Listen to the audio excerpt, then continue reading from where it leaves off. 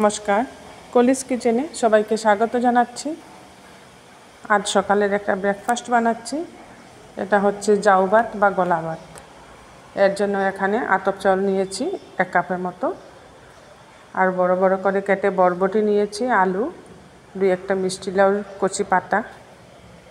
চালটা ধুয়ে কুকারে দিয়ে দিয়েছি। খুব সহজ রেসিপি, পুষ্টিকর। এইভাবে বানালে সকালবেলা ব্রেকফাস্ট বাচ্চা থেকে বড় সবাই খেতে পারে। জলটা একটু বেশি দিতে লাগে চালের মধ্যে। এখানে যতটুকু চাল নিয়েছি তার 3 গুণ জল দিয়েছি আমি, আর সাথে কেটে রাখা সবজিগুলোও দিয়ে দিচ্ছি কুকারের মধ্যে। আলু, বরবটি, লাউ ডগা আর 2-1টা লাউ কচি পাতা সব দিয়ে ভালো করে জল দিয়ে চাল আর সবজিগুলো মিক্সড করে নিচ্ছি।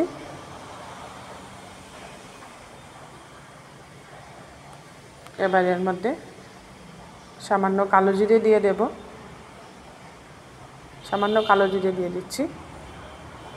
কালো জিরেটা পেটের জন্য খুব ভালো, আর কালো জিরেটা এই গলা ভাতের মধ্যে দিলে একটা খুব সুন্দর গন্ধও আসে।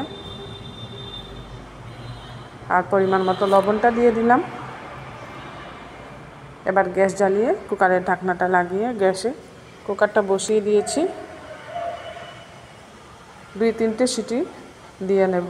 তারপর এটাকে খুলে বাটিতে নিয়ে নিচ্ছি। দেখুন খুব সুন্দর হয়েছে জাউ ভাতটা। সব সবজি, চাল সব খুব সুন্দরভাবে একদম নরম হয়ে এসছে।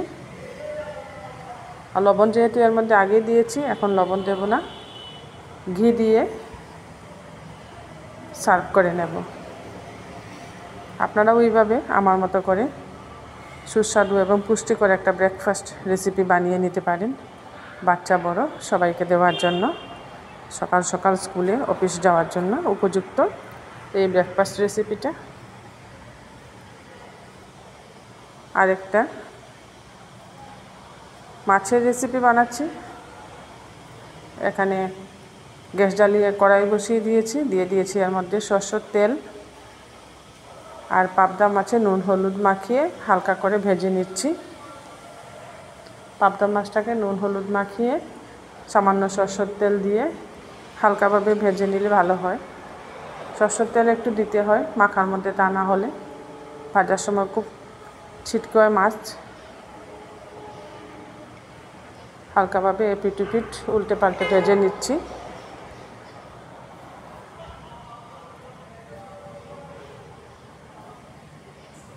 একদিকটা খুব সুন্দর ভাজা হয়ে গেছে, অপর দিকটা উল্টে দিয়েছি। এবার এগুলাকে আমি নামিয়ে নিচ্ছি। আর কড়া করে ভাজতে হবে না।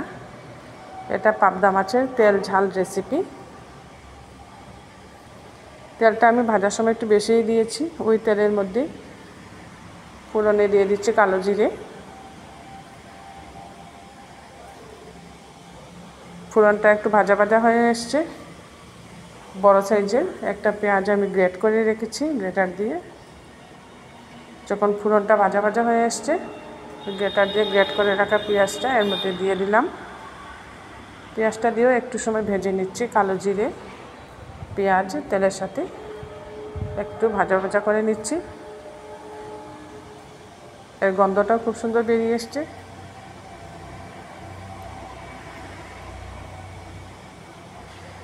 পরিমাণ মতো লবণ দিয়ে দিলাম।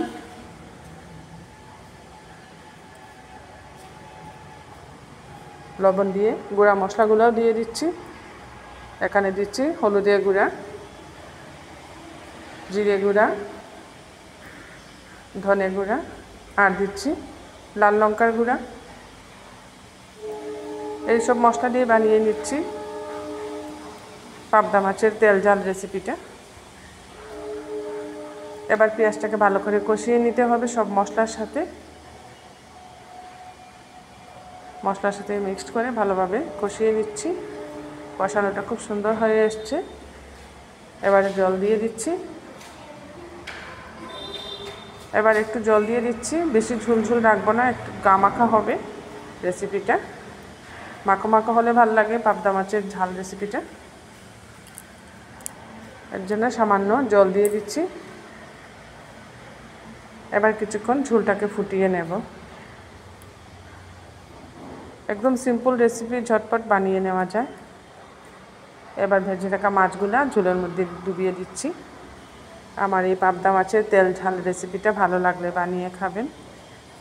কমেন্ট, শেয়ার, সাবস্ক্রাইব করবেন আমার চ্যানেলটা, আর বেল আইকনটা টিপবেন। এতে করে যখনই নতুন রেসিপি আপলোড করি সাথে সাথে নোটিফিকেশনটা পেয়ে যাবেন। তৈরি হয়ে গেল পাবদা মাছের তেল ঝাল। এবার একটা সার্ভিং ডিশে নামিয়ে সার্ভ করে দিচ্ছি।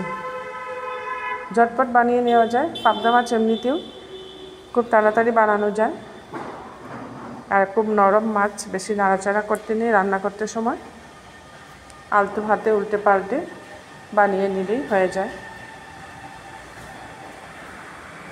উপর থেকে ঝোলটা দিয়ে দিচ্ছি। একটু গ্রেভি রেখেছি, একটু গ্রেভি হলে ভালো হয়।